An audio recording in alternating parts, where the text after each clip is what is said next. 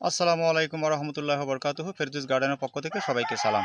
কত আশা করে গাছে কাঁঠালটা রেখেছিলাম, মনে করছিলাম কাঁঠালটা যদি পাকে তাহলে আমার সবগুলো বিএসদের জন্য মেসেঞ্জারে করে পাঠিয়ে দেবো, কিন্তু আমার সেই আশা পূরণ হলো না সেটা বলা যাবে না, কিন্তু আশার মধ্যে সালি পড়ে গেল।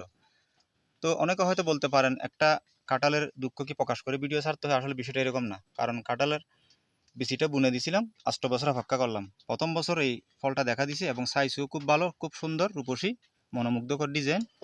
কিন্তু হঠাৎ করে আজকে সকালে ঘুম থেকে উঠে দেখলাম কাঁঠালটা ফেটে গেছে। কেন ফাটছে সেটা আমি আসলে জানি না। তো আপনারা যদি জেনে থাকেন তাহলে প্লিজ আমাকে একটু কমেন্ট বক্সে জানাবেন, তাহলে আমি উপকৃত হব। তো এটা হচ্ছে কথা।